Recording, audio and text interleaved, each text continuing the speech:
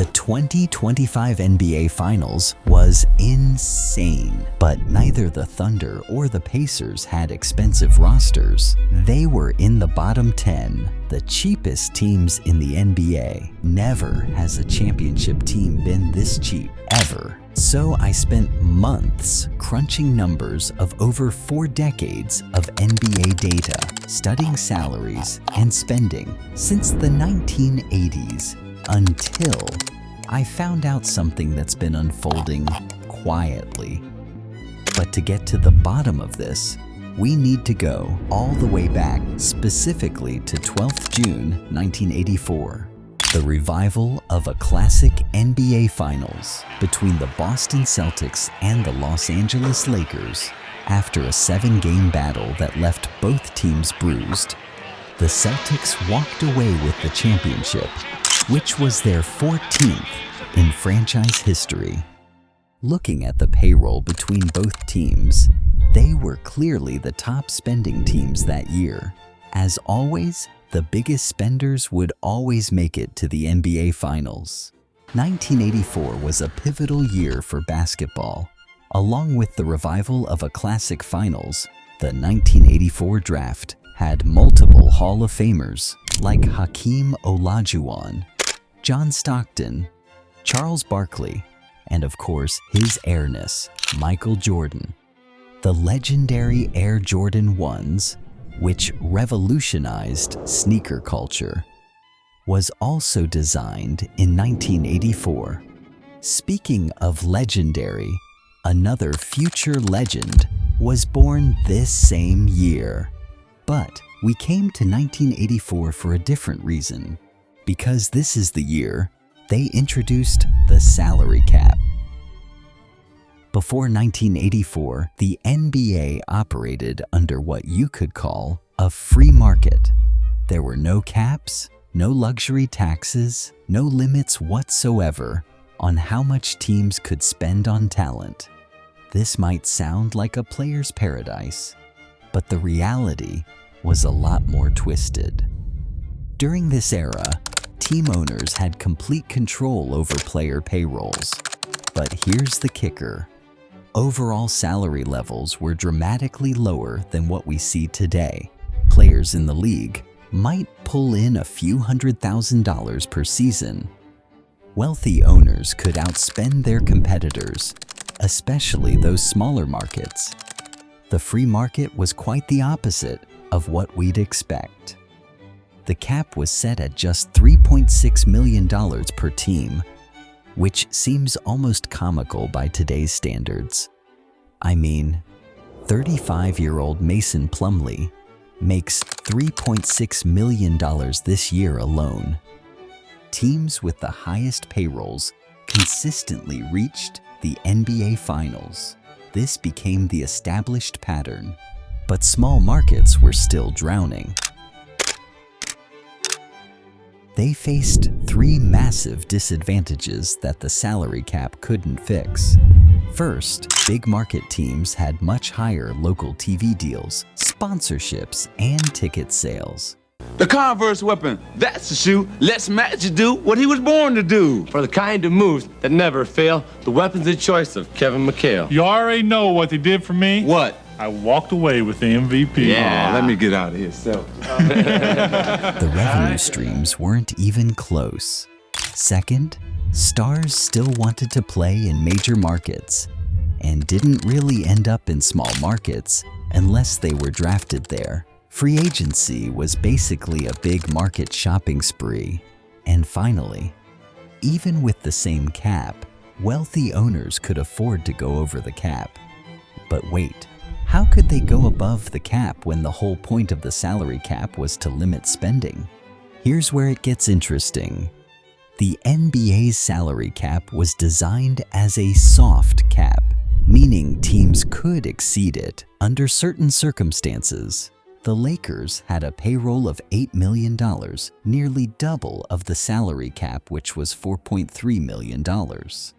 For the first time, small market teams could theoretically compete with rich ones. The salary cap didn't immediately alter the competitive landscape. it took a few years for teams to feel its real impact. Also, if you're enjoying these documentaries, subscribe to the channel and share this video with a friend who might enjoy it. These documentaries take weeks to research and edit together, and your support would mean the world to me.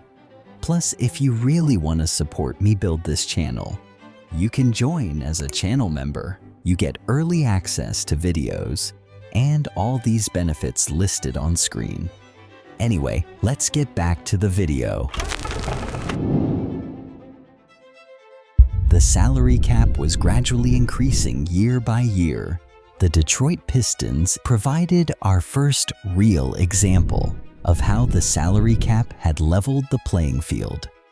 Detroit ranked 8th and 5th in payroll during their 2 championship runs, a far cry from how champions' payrolls looked just a few years earlier. The Pistons were able to compete with traditionally higher spending franchises like the Lakers by building something money couldn't buy, a cohesive team culture. They maximized every dollar within the salary cap constraints. But the biggest dent to the spending curve was about to be made by one man. Michael Jordan's the only player that could ever turn it on and off. And he never freaking turned it off. Puts it up and scores at the buzzer. Michael Jordan has won it for The 1991 Chicago Bulls spent $9 million on their payroll, while the salary cap sat at $12 million. By no means were they a cheap team. They ranked a modest 12th. But this was the first team to develop a championship roster in the post-salary cap era through the draft, and they did it without breaking the bank. Following their first three-peat for nearly a decade, championship team spending hovered in the range from 5th to 12th highest payroll. It wasn't the top 3 or 4 spending teams winning championships anymore, so it looked like the salary cap worked, right? Not really. As the league grew bigger and richer, champions slowly started looking like the top spenders again. The rich were finding new ways to get richer. This is around the time the NBA introduced the infamous luxury tax. It created a new paradigm where teams could exceed the salary cap, but would face financial penalties for doing so. This change was designed to provide a disincentive for excessive spending. This was definitely a step in the right direction, but its practical impact was way more complex than anyone intended. The luxury tax threshold was initially set at $71 million, significantly higher than the salary cap of $30 million in 1999. This gap was intentional, designed to allow teams flexibility in retaining their own players while creating a meaningful financial penalty for teams that aggressively pursued free agents. But here's what actually happened.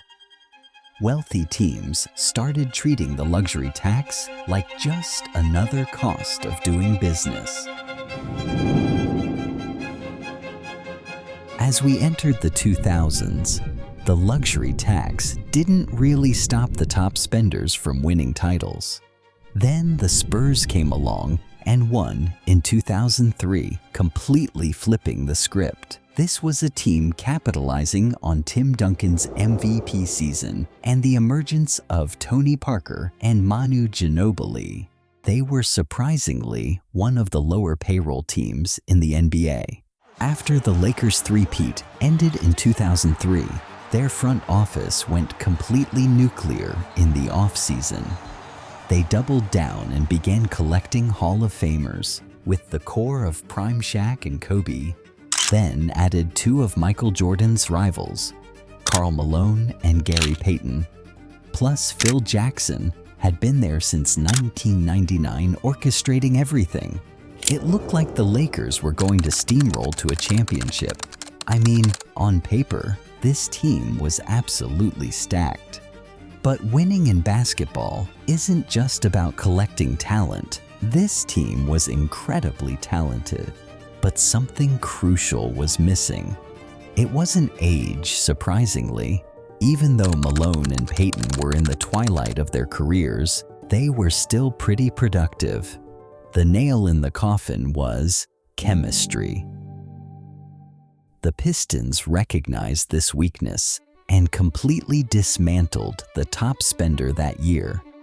Despite being only the 10th highest payroll in the NBA, that demolition was followed by the Spurs winning 2 championships in alternating years, and they were always ranked 8th or below in spending. That's some seriously smart roster building, folks. Meanwhile, teams like the New York Knicks were practically in luxury tax hell, paying millions in penalties despite having terrible records. They were burning money and losing games, while San Antonio was quietly solidifying as a dynasty far in the East. The Celtics were doing something that nobody really saw coming. On July 31st, 2007, Boston signed Kevin Garnett and Ray Allen to form a Big Three, along with Paul Pierce. The first since Larry Bird, Kevin McHale, and Robert Parrish. But guess who else they had? Rajon Rondo, James Posey, Tony Allen, and the White Mamba himself. Look at the roster. This was no Big Three. This was what we now call a super team. The super team era was here, and it created a seismic shift in the league from this point forward. The writing was on the wall. Wealthy teams were still dominating. The salary cap had created some balance. The luxury tax added costs, but neither delivered the competitive parity everyone hoped for. Small markets got their chances, but the rich always find ways to make the system work for them. The 2008 Celtics were the 6th highest payroll in the NBA. And yes, they won a ring. The top spenders were taking over again. The trend continued when Pau Gasol joined the Lakers, making them instant contenders. The Lakers went on to win 2 championships while being one of the top spenders in the league. The Lakers and Celtics were again spending big money and winning championships, just like the 80s. Remember that seismic shift I mentioned? Well, there's one hell of an earthquake about to hit the league.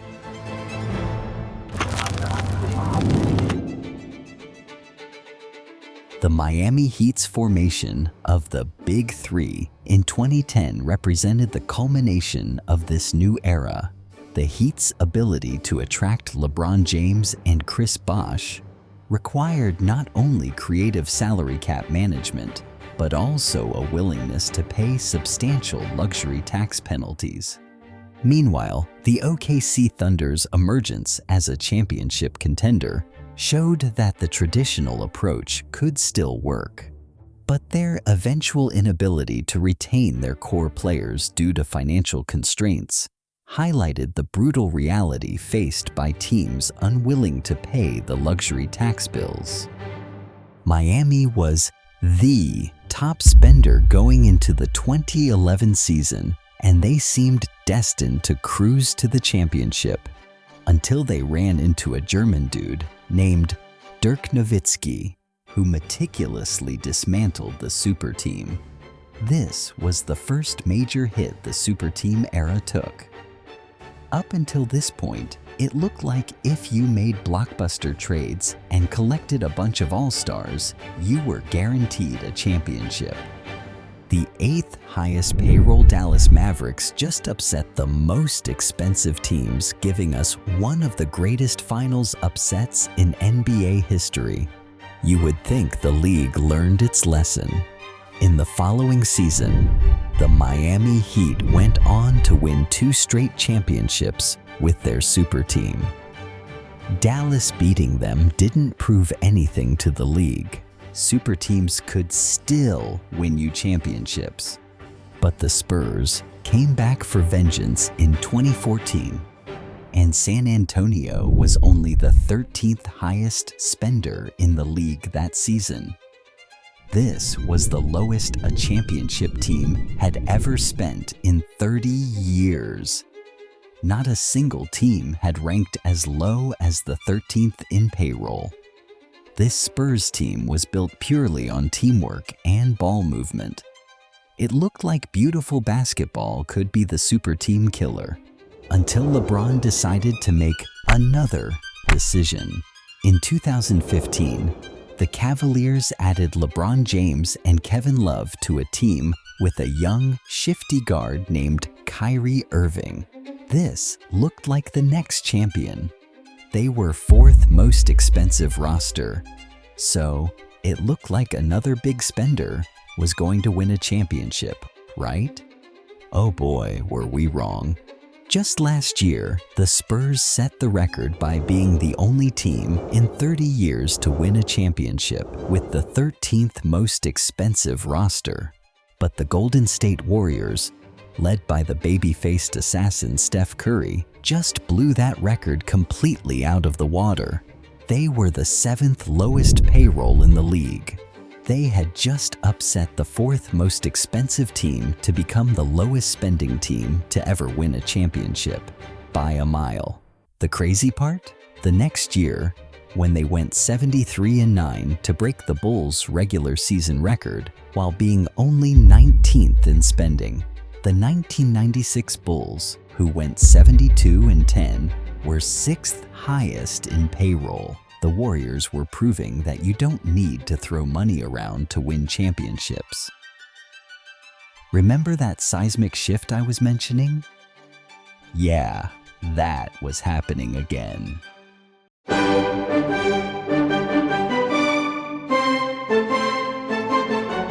That is the weakest move I've ever seen from a superstar. This is the last time I ever want to see 35. He's on with the Warriors! Hey, we have a villain. What Russ got to say about it? Who allowed this shit? But you may be wondering how Kevin Durant was able to sign with the Warriors. Thanks to the NBA's new television deal worth $24 billion, turned the 2016 offseason into the infamous salary spike summer. This also enabled a ton of terrible, bloated contracts where one-dimensional bench players got paid like superstars. Teams were stuck with these underperformers for years. Back in 2014, it looked like the Heat and Thunder were going to run the league for a very long time. Both the teams had multiple superstars entering or already in their prime. But OKC's ownership refused to pay the luxury tax, which resulted in their core crumbling apart. Meanwhile, the Warriors were willing to be taxed heavily, which eventually helped them become a dynasty. But here's where it gets fascinating. The Bulls in 1991 were only the 12th highest spending team, a massive drop from previous champions who typically ranked in the top 8. Fast forward to 2015, the Warriors ranked 24th in payroll, while almost every previous champion was top 10. These aren't coincidences. There's a deeper story here that we need to unpack, but we'll get back to that in a minute. The following seasons, the Warriors walked over the entire league like they were playing against G League teams. Only the Houston Rockets in 2018, who basically adopted their playing style, were able to come close to stopping them.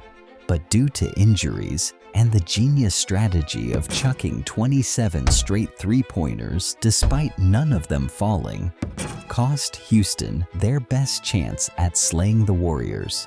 The Warriors slowly built to one of the most expensive rosters in the league as they won more rings and a new dynasty was born. They were on top of the world, an unstoppable force that sent shivers down every team's spine. This called for every other franchise to unanimously agree that there should never be another team like the Warriors.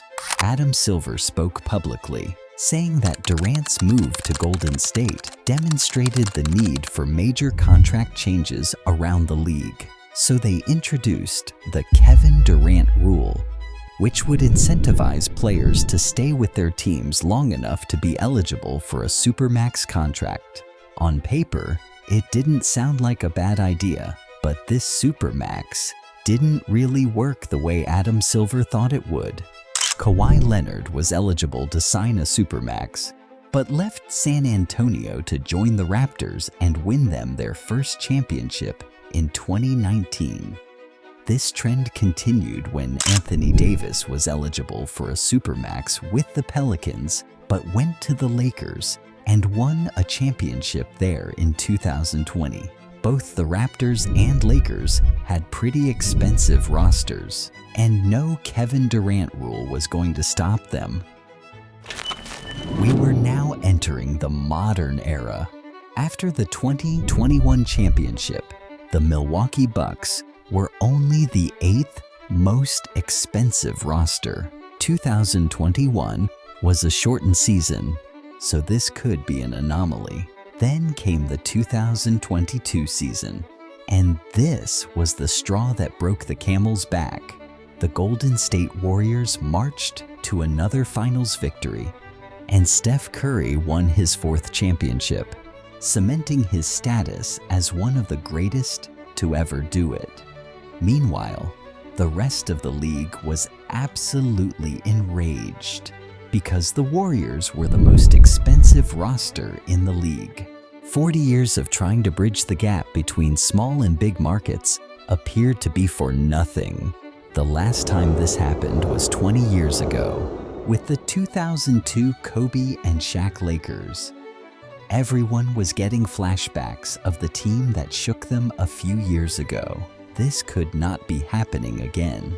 The Golden State Warriors paid luxury tax bills exceeding $150 million annually while winning championships, demonstrating that for sufficiently wealthy organizations, the existing penalty structure was simply the cost of doing business. This is when the league realized they had to drop the hammer and put a stop to this insane spending. So, they dropped a nuclear bomb. The 2023 Collective Bargaining Agreement introduced the second apron, their nuclear option, a spending threshold designed to be so restrictive that even the wealthiest teams would be forced to reconsider their financial strategies. The first NBA luxury tax apron sits $7 million above the luxury tax level, and the second apron is $17.5 million above the tax. This was supposed to be implemented starting with the 2024-25 season, and teams were given 1 season to adjust their rosters accordingly. This was the X factor that would actually kill the big market spenders who had run the league with their fat stacks for the past 40 years. Let's look at how this threatened teams to make drastic changes. The 2023 champions, Denver Nuggets, were the 6th most expensive team. The following year's champs, the Boston Celtics, were 8th. We can already see the downfall beginning from 2022. The 2022 Warriors had to make changes to stay below the second apron. The same applied to the Nuggets and Celtics, which is why none of these teams were able to win back-to-back championships. But why is everyone so terrified of the second apron? What does it even do? For starters, they're not allowed to send cash in trades and cannot take in more salary than they send out. Loss of access to the buyout market. While NBA teams are normally allowed to trade draft picks up to 7 years in the future, the 7th year becomes unavailable to teams above the second apron, and the restrictions keep on piling. The luxury tax just made owners pay up, but the second apron was slowly strangling the different moves a team could make. If a team decided to cross the second apron just to win at least 1 title, The consequences could cripple that franchise for years. The Phoenix Suns serve as the perfect illustration of how the second apron has completely dismantled even the most financially aggressive franchises. Look at their salaries. Kevin Durant will earn $51 million, Bradley Beal $50 million, and Devin Booker $49 million. They're 3 of the 7 highest paid players this season. Despite having 3 superstar players and an ownership group willing to pay massive luxury tax bills, Phoenix was trapped. No matter what they did, they would be a second apron team again the following season. The team's payroll structure created a financial prison where they couldn't improve their roster through traditional means. Hence, they had to blow it up entirely and trade away both KD and Bradley Beal.